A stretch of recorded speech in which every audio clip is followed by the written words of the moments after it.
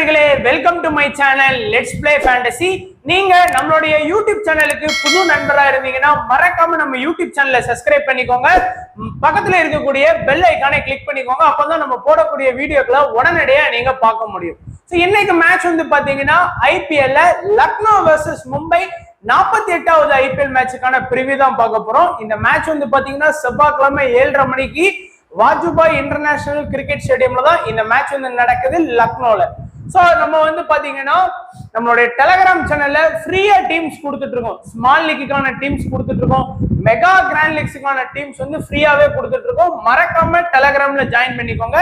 Link வந்து பாத்தீங்கன்னா description பாக்ஸ்ல இருக்குது. கிளிக் பண்ணி ஜாயின் பண்ணிக்கோங்க. 100% நம்ம டெலிகிராம் சேனல்ல ஃப்ரீயா தான் நம்ம வந்து டீம்ஸ் வந்து ப்ரொவைட் பண்ணிட்டு இருக்கோம். அதே போல நீங்க இன்னமும் குபேரா ஃபேண்டசி அப்ளிகேஷன்ல ஜாயின் பண்ணல அப்படின்னா மறக்காம ஜாயின் பண்ணிக்கோங்க. இதுல வந்து பாத்தீங்க அப்படின்னா உங்க எல்லாருக்குமே நல்லா தெரிஞ்ச ஒரு இது வந்து பாத்தீங்கன்னா நீங்க கேப்டன் போட தேவையில்லை, வைஸ் கேப்டன் போட தேவையில்லை, டீம் வந்து பாத்தீங்கன்னா கிரியேட் பண்ண தேவையில்லை. எல்லாமே பாத்தீங்க அப்படின்னா நமக்கு வந்து ஒரே ஒரு பிளேயர், அதாவது 5 பிளேயர் கொடுத்துருப்பாங்க. அதுல ஜஸ்ட் ஒரே ஒரு பிளேயர் சூஸ் பண்ணால் போதுமானது. டியோ ஆப்ஷன்ல வந்து பாத்தீங்க அப்படின்னா நம்ம பிளே பண்ணிக்கலாம். அதே இது டியோ ப்ரோன் அப்படின்னு ஒண்ணு இருக்கு. இதுல வந்து அதுவும் வந்து பாத்தீங்க அப்படின்னா உங்களுக்கு வந்து 2 பிளேயர் செலக்ட் பண்ற ஆப்ஷன் இருக்கு. இதுக்கான டீம்ஸும் நம்ம சேனல்ல ப்ரொவைட் பண்ணிட்டு இருக்கோம்.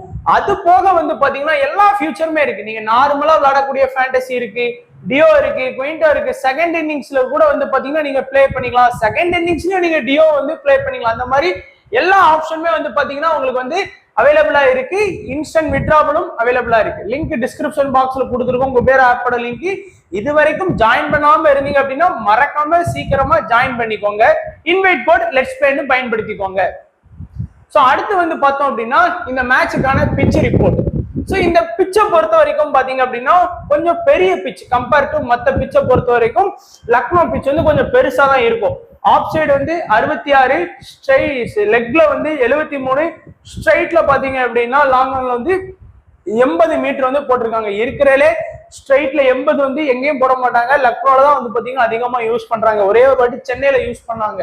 அண்ட் இந்த பிட்ச்ல தான் ரொம்ப ஹை ஸ்கோர் வரல. நீங்க மத்த கிரவுண்ட் எல்லாம் எடுத்துக்கிட்டீங்கன்னா குறையாம 200 பிளஸ் 220 பிளஸ் அந்த மாதிரி போயிட்டு இருக்கும். ஆனா இந்த கிரவுண்ட் தான் கொஞ்சத்துக்கு கொஞ்சம் பரவாயில்லாம ஒரு 180ல இருந்து 200குள்ள வருது. ஒரு 200குள்ளங்கிறத விட 190 அந்த 100 அப்படிங்கறதுல வருது. அதே மாதிரி இந்த கிரவுண்ட் வந்து பாத்தீங்க அப்படின்னா ஓரளவுக்கு வந்து பவுண்டரி வந்து பெருசுங்கிறதுனால கொஞ்சம் அதுவும் ஒரு பெனிஃபிட் ஃபார் பவுலர்ஸுக்கு வந்து இருக்கு. அதே மாதிரி இந்த கிரவுண்ட்ல வந்து பாத்தீங்கன்னா ஸ்பின்னர்ஸ் வந்து கொஞ்சம் நல்லாவே விக்கெட் எடுக்க ஆரம்பிச்சிருக்காங்க. ஸோ டாஸ் வின் பண்ற கேப்டன் வந்து பாத்தீங்கன்னா கண்டிப்பா பவுல் ஃபர்ஸ்ட் தான் எடுக்கிறாங்க இந்த சீசனை பொறுத்த வரைக்கும். அது தோத்தாலும் சரி ஜெயிச்சாலும் சரி டாஸ் கிடைச்ச உடனே பாத்தீங்கன்னா பவுலிங் ஃபர்ஸ்ட் தான் எடுக்கிறாங்க. அண்ட் லாஸ்டா நடந்த மேட்ச் ஒரு 4 மேட்சோட ரிசல்ட் வந்து பாத்துடலாம். இந்த வாஜ்பாய் இன்டர்நேஷனல் ஸ்டேடியம்ல லக்னோ வெர்சஸ் ஆர்ஆர். லக்னோ வந்து ஒரு 196 ரன் அடிச்சாலும் அது ஆர்ஆர் வந்து பாத்தீங்கன்னா 7 விக்கெட் வித்தியாசத்துல வின் பண்ணிட்டாங்க. அண்ட் இந்த மேட்ச் வந்து பாத்தீங்கன்னா ஃபாஸ்ட் 6 விக்கெட்டும் ஸ்பின்னர் வந்து 2 விக்கெட்டும் எடுத்திருக்காங்க. இந்த மேட்ச் வந்து லக்னோ வர்சஸ் சிஎஸ்கே மேட்ச்ல சிஎஸ்கே 176 அடிச்சாங்க ஃபர்ஸ்ட் பேட்டிங் பண்ணி. அத லக்னோ வந்து 8 விக்கெட் வித்தியாசத்துல வின் பண்ணிட்டாங்க. ஃபாஸ்ட் 5 விக்கெட்டும் ஸ்பின்னர் வந்து 3 விக்கெட்டும் எடுத்திருக்காங்க. லக்னோ வர்சஸ் டிசி மேட்ச்ல ஒரு 167 தான் அடிச்சாங்க. அது டிசி வந்து 6 விக்கெட் வித்தியாசத்துல வந்து பாத்தீங்கன்னா வின் பண்ணிட்டாங்க. ஃபாஸ்ட் 6, ஸ்பின்னர் வந்து 5 எடுத்திருக்காங்க. லக்னோ வர்சஸ் ஜிடில லக்னோ 163 தான் அடிச்சாங்க. ஆனா எப்படியோ வந்து பாத்தீங்கன்னா ஜிடியால அந்த ஸ்கோர் வந்து அடிக்க முடியல. ஃபாஸ்ட் 10 விக்கெட்டும் ஸ்பின்னர் வந்து 5 விக்கெட்டும் வந்து எடுத்திருக்காங்க. குறிப்பா பாத்தீங்க அப்படின்னா ஒரு 180 பிளஸ் அடிச்சாதான் இந்த கிரவுண்ட்ல வந்து சேஃப். அதுவுமே கொஞ்சம் கஷ்டம் தான் என்ன பொறுத்த வரைக்கும். ஏன்னா 196 அடிச்சு தோத்துருக்காங்க, 176 அடிச்சு தோத்துருக்காங்க, 167 அடிச்சு தோத்துருக்காங்க.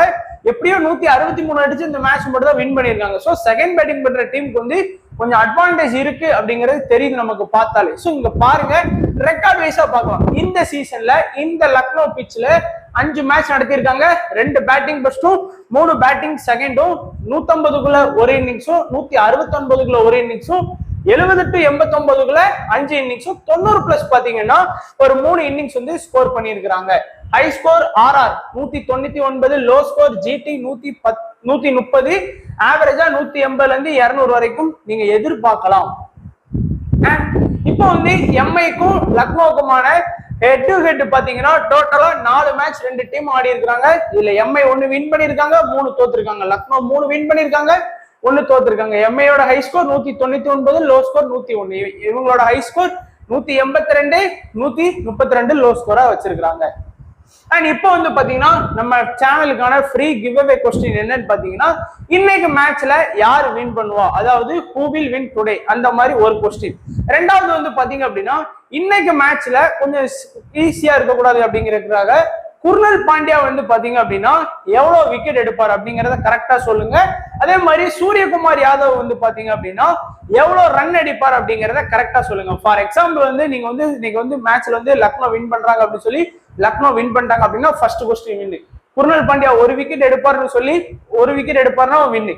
அண்ட் சூரியகுமார் யாதவ் மட்டும் ரன்னுக்கு மட்டும் வந்து பாத்தீங்கன்னா ஒரு 3 ரன் டிஃபரன்ஸ் வச்சிருக்கேன். அதாவது பாத்தீங்க அப்படின்னா ரொம்ப இல்ல, இப்ப வந்து நீங்க வந்து கமெண்ட்ஸ்ல வந்து ஒரு 73 ரன் அப்படின்னு சொல்றீங்க அப்படின்னா உங்களோட நம்பர் வந்து 73. சோ அவர் வந்து பாத்தீங்கன்னா அது முன்னாடியே இருக்கலாம் பின்னாடியே இருக்கலாம். அதாவது 73 அப்படின்னா அவர் வந்து 72 ரன் அடிச்சாலும் ஏற்றுக்கொள்ளப்படும், 74 ரன் அடிச்சாலும் ஏற்றுக்கொள்ளப்படும். சோ இந்த 3 இது வந்து பாத்தீங்கன்னா உங்களுக்கு வந்து ஆப்ஷன் இருக்கு. இப்ப நீங்க 73ன்னு சொல்லி அவர் அடிச்ச ரன் வந்து 72நாலும் அது சரியான நம்பரா ஏற்றுக்கொள்ளப்படும். ஆனா விக்கெட்ல வந்து அந்த மாதிரி கிடையாது.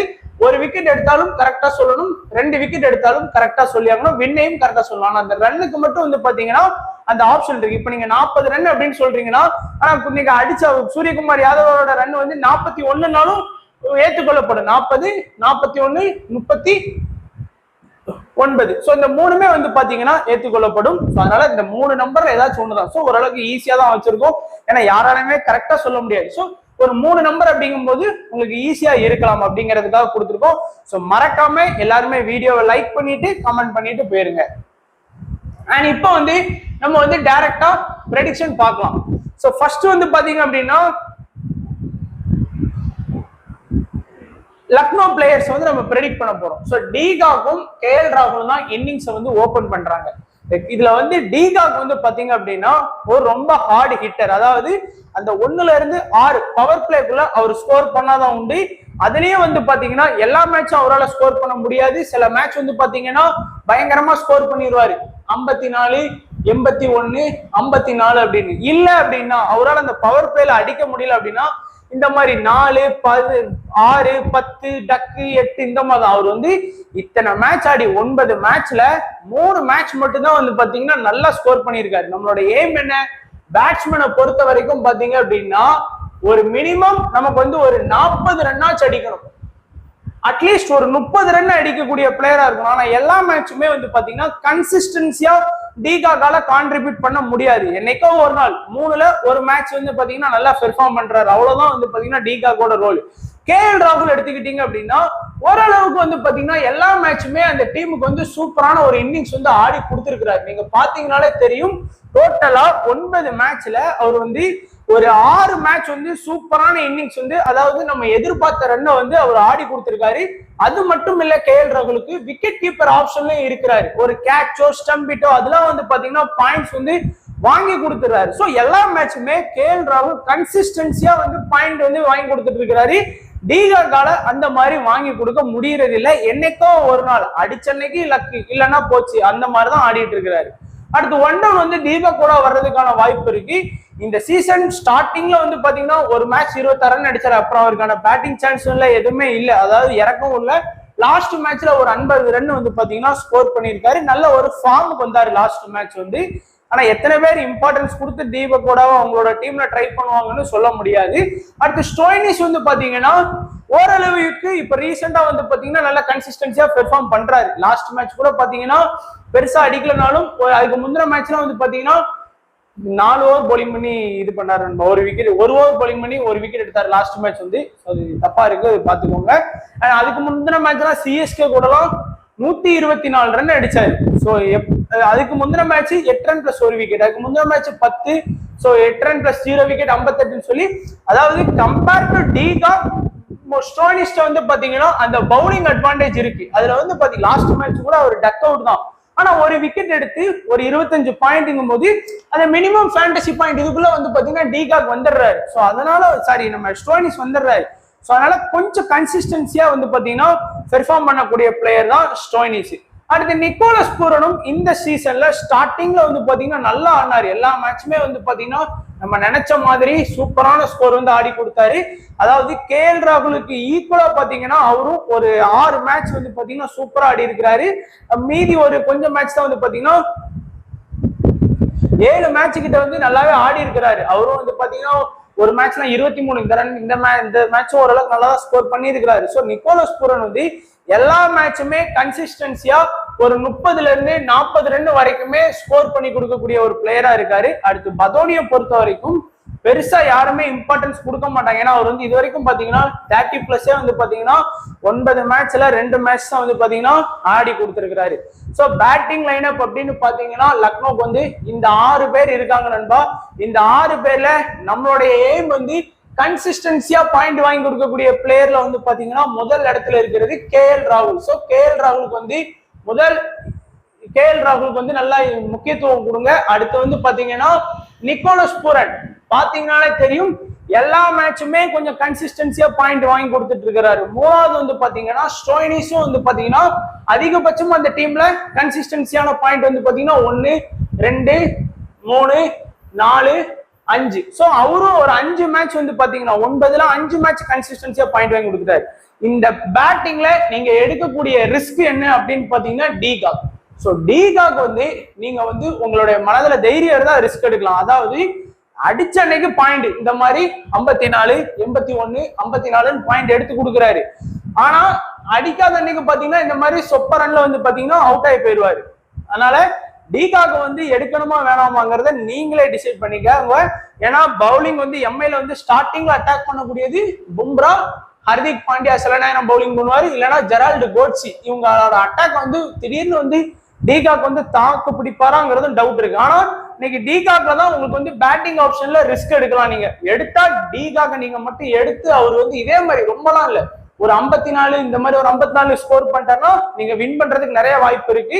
இல்ல அப்படின்னா அவரை எடுத்து இந்த மாதிரி 8 ரன் 0 அடிச்சாருன்னா தோக்கிறதுக்கான பாசிபிலிட்டி இருக்கு. ஏன்னா டிகாக்கோட பெர்சன்டேஜ் பிக்கு ஒரு 60% தான் பிக் பண்ணியிருக்காங்க. 10ல ஒரு 6 பேர் எடுத்திருக்காங்க, 4 பேர் எடுக்கல. அப்படிங்கும் போது அதை நான் எடுக்காத 4 பேர் வின் பண்றதுக்கான வாய்ப்பு வந்து இருக்குது. ஸோ அதையும் கொஞ்சம் கவனமா பார்த்துக்கோங்க. அடுத்து பவுலிங் ஆப்ஷன் வந்தீங்கன்னா குர்னல் பாண்டியாட்ட வந்து பாத்தீங்கன்னா மத்த பவுலர்ஸ் இல்லாத அட்வான்டேஜ் என்ன, ஒரு பேட்டிங் அட்வான்டேஜ் வந்து குர்னல் பாண்டியாட்ட இருக்கு. ரொம்பலாம் வேணாம், ஒரு 15. அடுத்து வந்து பாத்தீங்கன்னா ஒரு 7 ஒரு 3 2 43 1. ஸோ மற்ற சீசனை விட இந்த சீசன்ல அவருக்கான பேட்டிங் சான்ஸ்ங்கிறது ரொம்ப கம்மி தான். ஏன்னா இம்பாக்ட் பிளேயர் ரூல் வந்ததுனால அவருக்கு பெருசா கம்மியா தான் இருந்தது. ஏன்னா திடீர்னு படிகளை கூட அவங்க வந்து இம்பாக்ட் பிளேயரை கொண்டு வந்து குர்னல் பாண்டியா வந்து 8வது இதுல கூட கொண்டு வந்துருவாங்க. அதனால பேட்டிங் அப்படிங்கிற ஒரு பேக்கப் வந்து அவருக்கு இருக்கு. அண்ட் பவுலிங்னு பாத்தீங்க அப்படின்னா ஓரளவுக்கு வந்து பாத்தீங்கன்னா இந்த மேட்ச்ல விக்கெட் எடுத்து கொடுத்திருக்கிறாரு, இந்த மேட்ச்ல விக்கெட் எடுத்து கொடுத்திருக்கிறாரு, இதுல 2 விக்கெட் எடுத்து கொடுத்திருக்காரு. ஸோ டோட்டலா வந்து பாத்தீங்கன்னா 9 மேட்ச்ல 3 மேட்ச் தான் வந்து பாத்தீங்கன்னா விக்கெட் எடுத்து கொடுத்திருக்கிறாரு. நம்மளோட எய்ம் என்ன, ஒரு பவுலர் வந்து அட்லீஸ்ட் ஒரு விக்கெட் ஆச்சு நமக்கு வந்து மினிமம் எடுத்து கொடுத்தாகணும் எல்லா மேட்ச்லயுமே. அவர் 50 ரன் கொடுத்து விக்கெட் எடுத்தாலும் சரி, 40 ரன் கொடுத்து விக்கெட் எடுத்தாலும் சரி. ஆனா குர்னல் பாண்டியா அந்த மாதிரி இல்ல, 9க்கு 3 மேட்ச் தான் வந்து பாத்தீங்கன்னா விக்கெட் எடுத்திருக்காரு. எத்தனை விக்கெட்டுங்கிறது மேட்டர் இல்ல, கன்சிஸ்டன்சி தான் நமக்கு வந்து பேசும். அடுத்து வந்து பாத்தீங்கன்னா மோஷின் கான் அந்த டீமோட ஸ்டார்டிங்லயும் பவுல் பண்றாரு, டெத்லயும் ஒரு சில ஓவர் பவுலிங் பண்றாரு. சோ அவரை பொறுத்த வரைக்கும் கம்ப்ளீட்டா 4 ஓவர் பவுலிங் பண்ணிடுறாரு. நீங்க பாத்தீங்கன்னா முதல் பாயிண்ட் வந்து கம்ப்ளீட்டா எல்லா மேட்சுமே 4 ஓவர் பவுலிங் பண்ணிடுறாரு. விளாண்ட எல்லா மேட்சுமே, அதாவது மொத்தம் வந்து 6 மேட்ச்ல 5 மேட்ச் வந்து கன்சிஸ்டன்சியா பெர்ஃபார்ம் பண்ணியிருக்காரு. அப்படிங்கிறதுனால மோஷின் கானுக்கு வந்து நீங்க நல்ல முக்கியத்துவம் கொடுக்கலாம். ஏன்னா மினிமம் அவர்கிட்ட இருந்து அவர் என்னதான் கேவலமா பவுலிங் பண்ணாலும் ஒரு 35 பாயிண்ட் வந்து ஷுவரா வந்துடும். ஒரு பேட்ஸ்மேன் வந்து கஷ்டப்பட்டு 30 ரன் ஸ்கோர் பண்றதுக்கு அவர் வந்து ஒரு விக்கெட் எடுத்து ஈக்குவல் பண்ணிடுவார். அடுத்து யாஸ் தக்கூரும் பாத்தீங்கன்னா மினிமம் 3ல இருந்து 4 ஓவர் வரைக்கும் பவுல் பண்றாரு. மிடில் கொஞ்சம் யாஸ் தக்கூரோட அட்டாக் இருக்கும் பாருங்க. எல்லா மேட்சுமே அவரும் வந்து விக்கெட் எடுத்து கொடுத்துட்டாரு. சோ மொத்தத்துல பாத்தீங்கன்னா 8 மேட்ச் ஆடி அதுல 6 மேட்ச் வந்து பாத்தீங்கன்னா விக்கெட் எடுத்து கொடுத்திருக்கிறாரு. சோ அவரும் ஒரு கன்சிஸ்டன்சி பெர்ஃபார்மன்ஸ் வந்து யாஸ் தக்கூர்ட்ட இருக்கு. அடுத்து பிஷ்னாய்ட்ட வந்து பாத்தீங்கன்னா இந்த சீசன் சொல்ற லெவலுக்கு இல்ல. அவரோட ஓவர்ஸும் பாத்தீங்கன்னா 3 2 இந்த மாதிரி தான் பவுல் பண்ணியிருக்காரு. நீங்க பாத்தீங்கன்னாலே தெரியும். மொத்தத்துல 4 மேட்ச் தான் விக்கெட் எடுத்திருக்காரு, பாதிக்கு பாதி தான் விக்கெட் எடுத்திருக்காரு. ஓவரும் பாத்தீங்கன்னா ஃபுல்லா பவுல் பண்றதே இல்லை இந்த சீசனை பொறுத்த வரைக்கும். பெருசா அவருக்கு வந்து இந்த இம்பாக்ட் பேர்ல வந்ததுனால அவருக்கு ஓவர் இல்லை, இந்த இவரோட பாலும் அடிப்படுது. லாஸ்ட் மேட்ச் கூட ஒரு ஓவர் தான் கொடுத்தாங்க, 16 ரன் இந்த ஓவர்ல வந்து கொடுத்தாரு. அடுத்த மேட் ஹென்றி ஸ்டார்டிங்ல வந்து நல்ல பவுலிங் பண்ணக்கூடிய பவுலர், இனிஷியல்ல விக்கெட் எடுத்தா தான் உண்டு. 3 ஓவர் பவுலிங் பண்ணி முதல் மேட்ச் விக்கெட் எடுக்கல, சிஎஸ்கே கூட ஒரு விக்கெட் எடுத்தாரு. லாஸ்டா வந்து பாத்தீங்கன்னா ஆர்ஆர் கூட விக்கெட் அவரு எடுக்கல. அடுத்து அமித் மிஸ்ரா வந்து நல்ல ஒரு எக்ஸ்பீரியன்ஸ் ஸ்பின்னர். இந்த பிட்ச்ல அமித் மிஸ்ரா நல்ல விக்கெட் ஸ்கோர் பண்ணியிருக்காரு லக்னோ பிட்ச்ல. அதனாலதான் லாஸ்ட் மேட்ச் வந்து அவர் எடுத்துட்டு வந்தாங்க. 2 ஓவர் பவுலிங் பண்ணி நல்ல எக்கனாமி மெயின்டைன் பண்ணி ஒரு விக்கெட் வந்து எடுத்து கொடுத்தாரு. சோ பவுலிங் ஆப்ஷன்ல பாத்தீங்க அப்படின்னா நமக்கு வந்து 6 பவுலிங் ஆப்ஷன் இருக்கிறாங்க. இதுல நம்மளோட எய்ம் என்ன, அட்லீஸ்ட் ஒரு விக்கெட் எடுத்து கொடுக்கக்கூடிய ஒரு 40+ பாயிண்ட் வாங்கி கொடுக்கக்கூடிய ஒரு பிளேயர் வேணும் அப்படின்னு நினைச்சோம்னா என்ன பொறுத்த வரைக்கும் மோஷின் கானுக்கு வந்து நீங்க நல்ல இம்பார்ட்டன்ஸ் கொடுக்கலாம். அடுத்து வந்து பாத்தீங்கன்னா யாஸ் தக்கூருக்கு நல்ல இம்பார்ட்டன்ஸ் போகலாம். அடுத்தபடியா பாத்தீங்க அப்படின்னா அமித் மிஸ்ரா பிளேயிங் 11ல இருந்தார் அப்படின்னா அமித் மிஸ்ராக்கு வந்து நீங்க இம்பார்ட்டன்ஸ் கொடுங்க. என்ன ரீசன் பாத்தீங்கன்னா அமித் மிஸ்ரா எம்ஐயோட பிளேயர்ஸ் வந்து எல்லாருமே அந்த பேட்டில் நான் பார்த்தேன், அதுல வந்து நல்லா விக்கெட் ஸ்கோர் பண்ணியிருக்காரு. அதனால ஆனா இன்னைக்கு வந்து எப்படி வந்து நீங்க டிகாக் வந்து பேட்டிங்ல ரிஸ்க் எடுக்கீங்களோ அதே மாதிரி பவுலிங்ல வந்து பிஷ்னாயை வந்து நீங்க ரிஸ்க் எடுத்து பார்க்கலாம். நம்ம பிஷ்னாயை எடுத்து இன்னைக்கு வந்து அவர் வந்து ஒரு 3 ஓவர் பவுலிங் பண்ணி ஒரு 2 விக்கெட் ஸ்கோர் பண்ணிட்டாருன்னா நீங்க ஒன் சைடா வின் பண்றதுக்கு வாய்ப்பு இருக்கு. சோ லக்னோவை பொறுத்த வரைக்கும் காமனா எல்லாரும் செலக்ட் பண்ணக்கூடியது கேஎல் ராகுல், ஸ்டாய்னிஸ், பூரானே, மோஷின் கானே, யாஸ் தக்கூர். சோ இந்த 5 பேரை தான் எல்லாருமே காமனா செலக்ட் பண்ணுவாங்க. உங்களுடைய ட்ரம்ப் ஆப்ஷனா நீங்க இன்னைக்கு வந்தா வருது போனா போதுன்னு ரிஸ்க் எடுக்கக்கூடிய பிளேயர்ல வந்து பாத்தீங்கன்னா டிகாக் இருக்காரு, பிஷ்னா இருக்காரு, அமித் மிஸ்ரா இருக்காங்க. இந்த 3 பேரும் ட்ரை பண்ணி பார்க்கலாம் ஏதாச்சும் ஒரு பிளேயருக்கு பதிலா. ஒருவேளை நீங்க உங்களுக்கு வந்து சரி இன்னைக்கு நமக்கு ஸ்டோனிஸ் வேணாம், அதுக்கு பேர டிகாகோட போகும் சொல்லி டிகாக், கேஎல் ராகுல், பூரன் இந்த காம்பினேஷனோட போகலாம். ஸோ அது வந்து உங்களுடைய கையில தான் இருக்கு, உங்களுடைய விருப்பம். அடுத்து பார்த்தோம் அப்படின்னா எம்ஐ பிளேயர். ஸோ எம்ஐ வந்து பாத்தீங்கன்னா இந்த சீசன்ல அவ்வளவுதான், இனிமேல் அவங்களால குவாலிஃபை இந்த டாப் 4 வர முடியாது, குவாலிஃபை ஆக முடியாது அப்படிங்கிறத என்னோட இது தோணுது. ஏன்னா இனிமேல் விளாடுற எல்லா மேட்ச் வின் பண்ணி ஆப்போனன்ட் டீம் தோத்து அதெல்லாம் வாய்ப்பு கம்மி. ஸோ இஷான் கிஷான், சூரியக்கும் நம்ம ரோஹித் சர்மா தான் வந்து பாத்தீங்கன்னா இன்னிங்ஸ் வந்து ஓபன் பண்றாங்க. ஸோ 2 பேரும் வந்து பாத்தீங்கன்னா நல்ல ஒரு ஹார்ட் ஹிட்டர்ஸ், வந்தா வருது போனா போகுது அப்படின்னு அதிரடி ஆடக்கூடிய பிளேயர்ஸ். இந்த சீசன்ல ரோஹித் சர்மா வந்து பாத்தீங்கன்னா நல்லாவே வந்து பாத்தீங்கன்னா பெர்ஃபார்ம் பண்ணிட்டாரு. நம்மளோட அந்த ஆவரேஜ் வந்து பாத்தீங்கன்னா ஒரு 9 மேட்ச் இல்ல 10 மேட்ச் ஆடிட்டாங்க, 9 மேட்ச் ஆடி இருக்கிறாங்க இது வரைக்கும் எம்ஐ வந்து. அதுல வந்து பாத்தீங்கன்னா ரோஹித் சர்மா 5 மேட்ச் வந்து பாத்தீங்கன்னா நல்லா பெர்ஃபார்ம் பண்ணிட்டாரு, ஒரு 30+ ரன் வந்து ஆடி கொடுத்திருக்காரு. இஷான் கிஷான் பாத்தீங்க அப்படின்னா ஒரு 30+ வந்து பாத்தீங்கன்னா 3 மேட்ச் தான் ஆடி இருக்காரு. சோ ஆனா இஷான் கிஷான் இன்னொரு பிளஸ் என்னன்னு பாத்தீங்கன்னா விக்கெட் கீப்பர் ஆப்ஷன் இருக்கு. அதுல ஒரு ஸ்டம்பிக் எல்லாம் பண்றாரு, கேட்ச் எல்லாம் பிடிக்கிறாரு. அதனால அதுவும் ஒரு அட்வான்டேஜ் வந்து பாத்தீங்கன்னா அவர்கிட்ட வந்து இருக்குது. அடுத்து சூரியகுமார் யாதவும் பாத்தீங்கன்னா இந்த சீசன்ல அவர் அடிச்ச 2 மேட்ச் மட்டும்தான் எம்ஐ வந்து நல்லா வின் பண்ணாங்க. மீதி அவர் வந்து பாத்தீங்கன்னா 4 மேட்ச் வந்து தொடர்ந்து ஃபிளாப்பான ரிசல்ட் தான் அவர் கொடுத்திருக்காரு. முதல் மேட்ச் டக்கு, 2ஆம் மேட்ச் ஒரு 52, 3ஆம் மேட்ச் டக்கு, 4ஆம் மேட்ச் ஒரு 72, 4ஆம் மேட்ச் ஒரு 5ஆம் மேட்ச் 10, 6ஆம் மேட்ச் 26 சொல்லி பெருசா வந்து பாத்தீங்கன்னா சூரியகுமார் யாதவ் இந்த சீசன் ஆடல. அடுத்து ஹர்திக் பாண்டியாவும் வந்து பாத்தீங்கன்னா மத்த பேட்ஸ்மேன் இல்லாத ஒரு அட்வான்டேஜ், பவுலிங் அட்வான்டேஜ் இருக்கு. ஆனா அதுவும் பாத்தீங்கன்னா பெருசா வந்து இந்த சீசன்ல அவருக்கு வந்து கை கொடுக்கலன்னு தான் சொல்லணும். டோட்டலா பாத்தீங்கன்னா இந்த மேட்ச் தான் ஒரு விக்கெட் எடுத்தாரு, அடுத்து ஒரு 2 விக்கெட் எடுத்தாரு, அடுத்து வந்து இங்க ஒரு விக்கெட். டோட்டலா பாத்தீங்கன்னா 1, 3, 4 விக்கெட் தான் வந்து பாத்தீங்கன்னா ஹர்திக் பாண்டியா மொத்தத்துக்கே வந்து எடுத்து கொடுத்திருக்கிறாரு. அந்த லெவலுக்கு வந்து பாத்தீங்கன்னா ஹர்திக் பாண்டியாவோட பவுலிங் வந்து இந்த வாட்டி பெருசா இல்லைன்னு தான் சொல்லலாம். ஏன்னா பெரிய பெரிய பிளேயர்ஸே பெருசா விக்கெட் எடுக்க முடியல இந்த சீசன்ல. ஆனா இருந்தாலும் மத்த பவுலர்ஸ் பேட்ஸ்மேன் இல்லாத ஒரு அட்வான்டேஜ் வந்து அந்த பவுலிங் அட்வான்டேஜ் வந்து பாண்டியாட்ட இருக்கு. அடுத்து திலக் வர்மாவை பாத்தீங்கன்னா யாருமே பெருசா திலக் வர்மாவை போக்கஸ் பண்ண மாட்டோம். நானே சொல்லியிருக்கேன், இந்த கம்பேரிசன் எல்லாம் பண்ணிலாம் காமிச்சேன். லாஸ்ட் மேட்ச் கூட பாத்தீங்கன்னா காமிச்சோம், லாஸ்ட் வீடியோல கூட. ஆனாலும் வந்து பாத்தீங்கன்னா அவர் எல்லா மேட்சுமே கன்சிஸ்டன்சியா பெர்ஃபார்ம் பண்ணக்கூடிய பிளேயர். நீங்க பாத்தீங்கன்னா எல்லா மேட்சுமே, இந்த மேட்ச்ல அவருக்கு பேட்டிங் வாய்ப்பு கிடைக்கல, கிடைச்ச மேட்ச் எல்லாமே வந்து பாத்தீங்கன்னா சூப்பரா அந்த நம்மளோட எய்ம் படி பாத்தீங்கன்னா 30+ ரன் வந்து ஈஸியா அடிச்சு கொடுக்கக்கூடிய பிளேயரா திலக் வர்மா இருக்காரு. நீங்க compare to Ishan Kishan point, அவர் பாயிண்ட பாருங்க. இஷான் கிஷான் வந்து என்னன்னா ஏதாச்சும் ஒரே மேட்ச்ல வந்து ஹையஸ்ட் ஸ்கோர் போயிடுவார், அது வேஸ்ட். எல்லா மேட்சுமே நம்ம எடுக்கக்கூடிய எல்லா மேட்சுமே ஆடணும். அந்த வகையில திலக் வர்மா யூஸ்ஃபுல்லா இருப்பாரு. டிம் டேவிடும் பாத்தீங்க அப்படின்னா என்னைக்காச்சும் ஒரு நாள் 3 மேட்ச் நடக்கும் அப்படின்னா அதுல ஒரு மேட்ச் வந்து பயங்கரமா ஸ்கோர் பண்ணுவார். இந்த மேட்ச் பாருங்க ஒரு 42 ஒரு 45 தொடர்ந்து பிளாப், அடுத்து ஒரு 37 ஸ்கோர் பண்ணியிருக்காரு. மொத்தத்துல 9 மேட்ச்ல 3 மேட்ச் ஸ்கோர் பண்ணியிருக்காரு. சொன்ன மாதிரி 3ல ஒரு மேட்ச் வந்து நல்லா பெர்ஃபார்ம் பண்றாரு. அடுத்து வந்து பாத்தீங்கன்னா வாதிராவை பொறுத்த வரைக்கும் ஃபர்ஸ்ட்லாம் இறக்கவே இல்லை, லாஸ்ட் 2 மேட்சா இறக்குனாங்க. அதுல ஒரு மேட்ச் மட்டும் 49 ரன் வந்து ஸ்கோர் பண்ணாரு நேகாலை பொறுத்த வரைக்கும். ஸோ எம்ஐயை பொறுத்த வரைக்கும் 7 பேட்டிங் லைனை வச்சிருக்கிறாங்க. இதுல முதல் இம்பார்ட்டன்ட் அப்படின்னு பாத்தீங்க, இம்பார்ட்டன்ட் கிடையாது, முக்கியத்துவம் கொடுக்கறது திலக் வர்மா கொடுங்க. ஏன்னா கன்சிஸ்டன்சியான ஒரு பெர்ஃபார்மன்ஸ் இருக்கு. அதே மாதிரி பாத்தீங்க அப்படின்னா ரோஹித் சர்மாட்டையும் இந்த இயரை பொறுத்த வரைக்கும் ஒரு கன்சிஸ்டன்சியான பெர்ஃபார்மன்ஸ் இருக்கு. மூணாவது வந்து பாத்தீங்கன்னா நல்லா நிறைய பேர் எல்லாருமே இஷான் கிஷான், சூரியகுமார் யாதவ், ஹர்திக் பாண்டியா, ரோஹித் சர்மா, திலக் வர்மா இந்த 5 பேருமே எடுத்து வைக்கிறாங்க. எனக்கு தெரிஞ்சு இந்த 5 பேருமே எடுக்கிறதுல எந்த யூஸுமே இல்லை. ஏன்னா கண்டிப்பா விக்கெட் வந்து எடுப்பாங்க. ஸோ அதனால நீங்க கொஞ்சம் பொறுமையா இந்த ஒண்ணு இஷான் கிஷாந்த் எடுங்க, இல்ல சூரியகுமார் யாதவ் எடுங்க, இல்லைன்னா ஹர்திக் பாண்டியா. இந்த 3 பேர்ல ஏதாச்சும் ஒரு பிளேயரை மட்டுமே நீங்க இம்பார்ட்டன்ஸ் கொடுத்தா போதுமானது. என்னை பொறுத்த வரைக்கும் நீங்க சூரியகுமார் யாதவோட போகலாம்.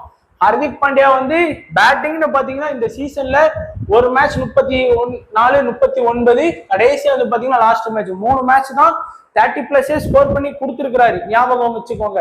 அடுத்து பவுலிங் ஆப்ஷன் பாத்தீங்கன்னா நபி பெருசா வந்து பாத்தீங்கன்னா 4 ஓவர் பவுலிங் பண்ண மாட்டாரு, ஒரு மெயின் ஸ்பின்னரா இருக்கிறாரு. பாருங்க ஒரு மேட்ச் கூட 4 ஓவர் வந்து கம்ப்ளீட்டா பவுலிங் பண்ணது இல்ல.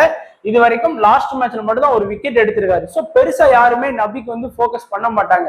துஷாராவை பொறுத்த வரைக்கும் ஒரு அன்லக்கி பிளேயர் தான் என்னோட இது படி சொல்லுவேன். ஏன்னா 2 மேட்சுமே அவர் பால்ல கேட்ச் மிஸ். லாஸ்ட் மேட்ச்லாம் 2 கேட்ச் மிஸ், அதுவும் ஈஸியா வர்ற கேட்சை வந்து பாத்தீங்கன்னா மிஸ் பண்ணாங்க. லாஸ்ட் மேட்ச்லாம் டெல்லிக்கு அகேன்ஸ்டா தான் நினைக்கிறேன், ஈஸியா வர்ற கேட்ச் எல்லாம் வந்து பாத்தீங்கன்னா விட்டுட்டு இருந்தாங்க. துஷாரா வந்து உண்மையிலே அன்லக்கி பிளேயர் தான். நல்லா அவர் பால் அடிபட்டது அதெல்லாம் வாஸ்தவம் தான் இல்லைங்களே, ஆனா கேட்ச மிஸ் பண்ணாங்க. ஒரு கேட்ச் பிடிச்சாலே நமக்கு வந்து எத்தனை 25 பாயிண்ட், ஒரு விக்கெட் எடுத்தா 2 விக்கெட்டுங்கும் போது நமக்கு வந்து 50 பாயிண்ட் எடுத்து கொடுக்கக்கூடிய ஒரு பிளேயரை அப்படி ஸ்டாப் பண்ணி வச்சுட்டாங்க. ஸோ அதனால துஷாரா வந்து அன்லக்கி பிளேயர். சாவ்லா வந்து பாத்தீங்கன்னா கம்ப்ளீட்டா 4 ஓவர் பவுலிங் பண்ணவே மாட்டாரு, மேக்சிமம் 3 இல்ல 2 அந்த மாதிரி தான் வந்து பாத்தீங்கன்னா பவுல் பண்றாரு. லாஸ்ட் 2 மேட்சா வந்து பாத்தீங்கன்னா மெயின் ஸ்பின்னரா உள்ள வந்ததுனால நல்லாவே ஒரு விக்கெட் பவுல் எடுக்கிறாரு. எப்பவுமே குறிப்பா நான் சொல்லுவேன், சாவ்லா வந்து மினிமம் ஒரு விக்கெட் கேரண்டி அப்படிங்கிற மாதிரி ஒரு பவுலர் தான், ஏன்னா மெயின் ஸ்பின்னரா இருக்காரு. அதனால அடுத்து பும்ரா கண்டிப்பா சொல்லவே வேணாம், எல்லா மேட்சுமே 4 ஓவர் பவுலிங் பண்ணுவாரு, ஸ்டார்டிங்லயும் வந்து அட்டாக் பண்றாரு, டெத் ஓவர்ஸையும் அட்டாக் பண்றாரு. ஜெரால்டு கோட்ஸையும் நல்லாவே விக்கெட் எடுத்துட்டு இருந்தாரு. மொத்தத்துல பாத்தீங்கன்னா 2 மேட்ச் 3 4 5 6 பும்ராவுக்கு ஈக்குவலா வந்து பாத்தீங்கன்னா ஜெரால்டு கோட்ஸையும் வந்து விக்கெட் எடுத்து கொடுத்தாரு. 8 மேட்ச்ல 6 மேட்ச் வந்து விக்கெட் எடுத்து கொடுத்துருக்காரு. பும்ரா பாத்தீங்கன்னா 9 மேட்ச்ல 1 2 3 4 5 9 மேட்ச்ல தான் பும்ரா வந்து விக்கெட் எடுத்து கொடுத்துருக்காரு. ஸோ விக்கெட் அதிகமா பும்ரா எடுத்திருக்காரு. இருந்தாலும் அந்த கன்சிஸ்டன்சி பெர்ஃபார்மன்ஸ் பார்க்கும்போது கோட் சீட்டர் நல்லாவே இருக்கு. ஸோ பவுலிங் ஆப்ஷன் பாத்தீங்கன்னா 5 பேர் இருக்காங்க. இதுல வந்து பும்ரா, ஜெரால்டு கோட்ஸி, சாவ்லா 3 பேர் கொடுங்க. எனக்கு தெரிஞ்ச எனக்கு ஆகாஷ் மெத்வால்லாம் எடுத்துட்டு வரதுக்கான வாய்ப்பு இருக்கு. துஷாராவெல்லாம் என்ன பண்றாங்கன்னு தெரியல. இப்போ நம்மளுடைய சேஃபான ஒரு ஸ்மால் லீக் டீம் பாத்தீங்கன்னா உங்களுக்கு கண்டிப்பா புரியும். ஸோ விக்கெட் கீப்பர் ஆப்ஷன் அப்படிங்கிற நம்ம வந்து லக்னோவை பொறுத்த வரைக்கும் KL ராகுல், நிக்கோலஸ் பூரன், ஸ்டோயினிஸ், யாஸ் தக்கூர். நான் சொன்ன மாதிரி 2 ட்ரம்ப் கார்டை வந்து நீங்க இன்செர்ட் பண்ணிருக்கேன் என் டீம்ல வந்து, ஸ்டோயினிஸையும் சரி அமித் மிஸ்ராவையும் சரி. இந்த ஆப்ஷன் வேணும்னா நீங்க தாராளமா ட்ரை பண்ணிக்கலாம். இல்லை அப்படின்னா நீங்க வந்து அந்த இடத்துல ஏதாச்சும் ஒரு பிளேயரை வந்து மாத்திக்கலாம். இந்த இடத்துல வந்து பாத்தீங்கன்னா மோஷின் கான் வந்து பெஸ்ட் ஆப்ஷனா இருப்பாரு.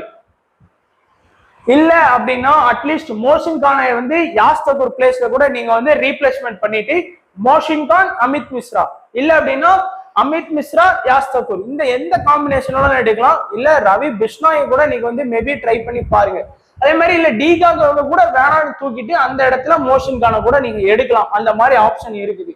இங்க பாத்தீங்கன்னா இஷான் கிஷான், ரோஹித் சர்மா, சூரியகுமார் யாதவ், திலக் வர்மா, பும்ரா. அதே மாதிரி எனக்கு இஷான் கிஷான் மேல வேண்டாம் அப்படின்னு நினைச்சீங்கன்னா, ஏன்னா நான் எதுக்கு இஷான் கிஷான் யூஸ் பண்ணிருக்கேன்னா விக்கெட் கீப்பர் ஆப்ஷன்ல இருக்கிறதுனால யூஸ் பண்ணிருக்கிறேன். அது மட்டும் இல்லாம ரோஹித் சர்மாவெல்லாம் 86% யூஸ் பண்ணியிருக்காங்க, சூரியகுமார் யாதவ் 80%, திலக்க 85, இஷான் கிஷான் 79%. ஸோ அந்த அதிக பெர்சன்டேஜ் இருக்கிறதுனாலதான் அவங்க எடுக்காம இருக்க முடியல. ஏன்னா நம்ம இன்னைக்கு ஃபிளாப் ஆவாரு தெரிஞ்சு நம்ம எடுக்கணும் சில பிளேயர்ஸ், எனக்கு தெரியுது. ஏன்னா திடீர்னு வந்து பாத்தீங்கன்னா 80% எடுத்த பிளேயர் 40+ ரன் அடிச்சா நம்ம தோக்குறதுக்கு வாய்ப்பு இருக்கு. ஏன்னா எல்லாருமே எடுத்திருப்பாங்க, 10ல 8 பேர் எடுத்திருக்காங்க. அப்படிங்கும்போது நம்மளும் எடுத்துதான் ஆகணும் அப்படிங்கிற ஒரு கட்டாயம் இருக்கு, அதையும் பாத்துக்கோங்க. அண்ட் கேப்டன் வைஸ் கேப்டன் பாத்தீங்கன்னா நீங்க வந்து KL ராகுல்டே வந்து பாத்தீங்கன்னா கேப்டன் கொடுக்கலாம் சேஃபா. வைஸ் கேப்டனா சூரியகுமார் யாதவையோ இல்ல அப்படின்னா நிக்கோலஸ் பூரனையோ இல்லைன்னா கிஷான் கிஷாந்தையோ இல்ல பும்ராவையோ நீங்க வந்து வீசா ட்ரை பண்ணலாம். பட் கேப்டன் KL ராகுல் உங்களுக்கு சேஃப். ஏன்னா batting plus wicket keeper 2 double option இருக்கு. அதே மாதிரி அதுக்கு தான் நான் இஷான் கிஷாந்த் இந்த இடத்துல கொண்டு வந்தேன். ஃபிளாப் ஆவார்னு தெரிஞ்சு ஏன் அப்படி கொண்டு வந்திருக்கீங்கனாலும் அந்த டபுள் ஆப்ஷன் இருக்கு. ஸோ அதனால ட்ரை பண்ணுங்க. அண்ட் ட்ரம்ப் பிக்கா மோஷின் கானே, அமித் மிஸ்ரா, பிஷ்னாயி, சாவ்லா, நபி எல்லாருமே பாத்தீங்கன்னா 10ல இருந்து 15% தான் ட்ரை பண்ணியிருக்காங்க. இந்த பிளேயர்ஸ் வந்து உங்களுடைய ட்ரம்ப் கார்டா இருக்க வாய்ப்பு இருக்கு. ஸோ ரொம்ப ரிஸ்கான பிளேயர். ஸோ மேபி ட்ரை பண்ணணும்னு நினைக்கிறவங்க இந்த 5 பிளேயரும் ட்ரை பண்ணிக்கோங்க. ஸோ இதுதான் நண்பா நம்மளுடைய ப்ரெடிக்ஷன். ஸோ கண்டிப்பா வீடியோ பிடிச்சிருக்கும்னு நினைக்கிறேன். எல்லா இதையும் நம்ம டெப்தா அனலைஸ் பண்ணியிருக்கோம். ஸோ வீடியோ மறக்காம லைக் பண்ணிட்டு போயிருங்க. வீடியோ பிடிச்சிருந்தாலும் சரி பிடிக்கலனாலும் சரி மறக்காம வீடியோவை லைக் மட்டும் பண்ணிட்டு போயிருங்க. ஸோ அப்பதான் 4 பேர் பேசுறோம் நம்ம வீடியோ வந்து. ஸோ தொடர்ந்து வீடியோ பார்த்து சப்போர்ட் பண்ற எல்லா நண்பர்களுக்கும் நன்றி, வணக்கம். தேங்க்ஸ் ஃபார் வாட்சிங் நண்பா.